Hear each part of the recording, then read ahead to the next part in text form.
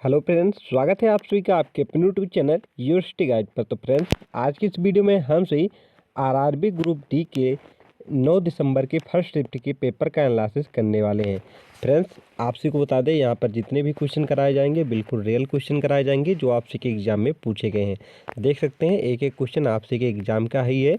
मैं ऐसा क्वेश्चन नहीं लाया हूँ जो आप सभी के एग्जाम में ना पूछा गया हो। तो जितने भी क्वेश्चन हैं दोस्तों रियल हैं, तो इसलिए वीडियो को शुरू से लेकर लास्ट तक देखेगा। और आप सभी को इस क्लास की पीडीएफ हमारे टेलीग्राम चैनल पर मिल जाएगी, वहां से आप सभी इस क्लास की पीडीएफ भी प्राप्त कर सकते हैं।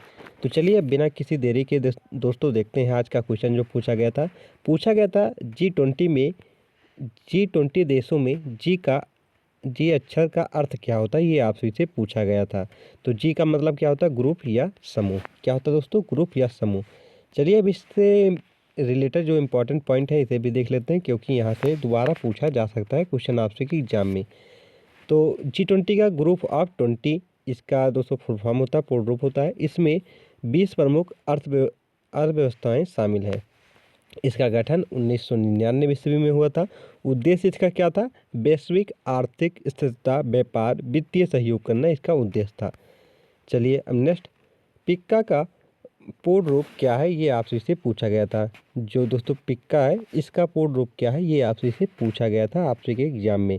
तो इसका राइट आंसर क्या है दोस्तों? पंचायत, युवा, खरीदा और खेल अभियान, इसका जो है दोस्तों क्या है? पूर्ण रूप है।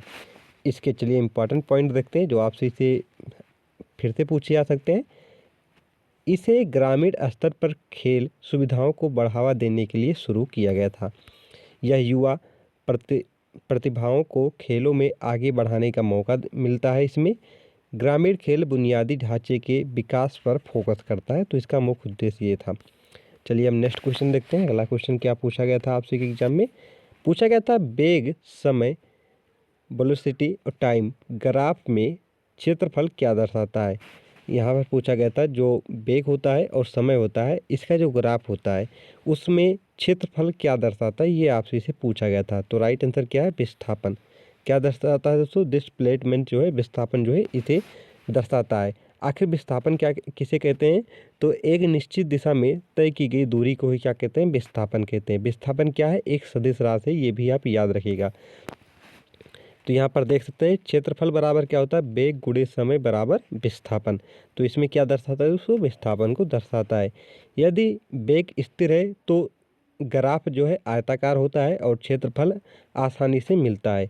अनियमित ग्राफ में क्षेत्रफल से कुल दूरी बटे विस्थापन निकाला जाता है, ये भी आप याद रखिएगा। तो ये भी पूछा जा सकता है, अनियमित जो ग्राफ होता है उससे क्या निकाला जाता है? तो क्षेत्रफल से कुल दूरी और बटे विस्थापन को निकाला जाता है। नेक्स्ट क्वेश्चन देखते हैं। ऑक्सीजन के परमाणु में कितने न्यूट्रॉन होते हैं, ये आपसे इसे पूछा गया था। ऑक्सीजन के परमाणु में कितने न्यूट्रॉन होते हैं? तो 8 न्यूट्रॉन होते हैं। कितने दोस्तों? 8 होते हैं। देख सकते हैं सबसे आम समस्थानिक जो है वो 16 के अनुसार होते हैं इतना। ऑक्सीजन का एटॉमिक नंबर जो है 8 और प्रोटॉन इसमें कितने होते हैं? 8 होते हैं। उसके बाद मास नंबर जो होते हैं वो 16 होते हैं।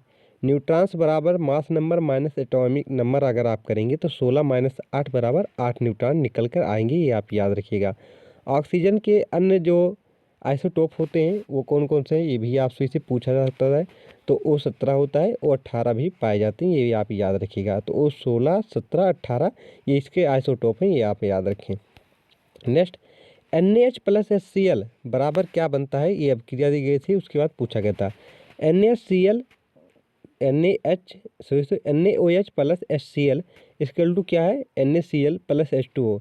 यह अभिक्रिया कौन सी अभिक्रिया है, ये आपसे से पूछा गया था। तो क्या है? उदासीनीकरण अभिक्रिया है, ये आप याद रखिएगा।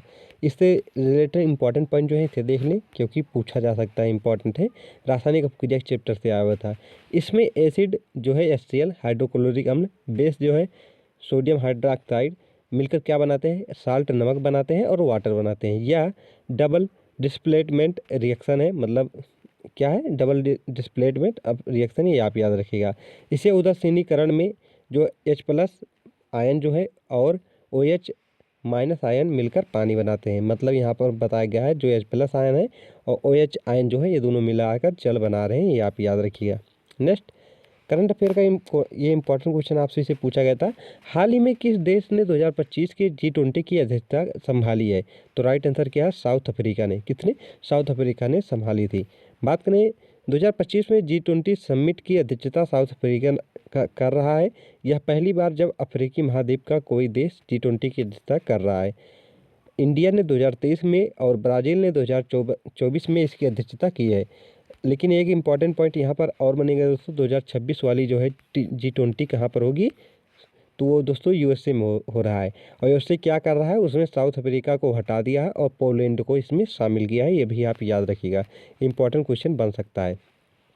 हाल ही में किसे ICC men's cricketer of the year 2024 से सम्मानित किया गया है? तो इसका राइट आंसर क्या है दोस्तों? विराट कोहली। किसे सम्मानित किया गया है? विराट कोहली को सम्मानित किया गया है। इंपॉर्टेंट पॉइंट यहाँ के जो हैं ये आप देखिए। विराट कोहली 2024 में आईसीसी का सर्वोच्च पुरस्कार मिला है।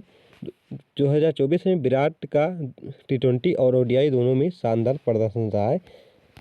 आईसीसी अवार्ड हर साल अलग अलग कैटेगरी में दिए जाते हैं। नेक्स्ट क्वेश्चन, हाल ही में किस भारतीय राज्य ने डिजिटल हेल्थ मिशन रैंकिंग 2025 में पहला स्थान हासिल किया है? ये आपसे इसे पूछा गया था। तो राइट आंसर क्या है? तमिलनाडु ने। किसने किया था? तमिलनाडु में। तमिलनाडु ने डिजिटल हेल्थ सेवाओं, ई हॉस्पिटल सिस्टम और हेल्थ डाटा मैनेजमेंट में टॉप किया है। दूसरा स्थान इसमें किसका है? तो दूसरा स्थान दोस्तों केरल का है और तीसरा स्थान गुजरात का था।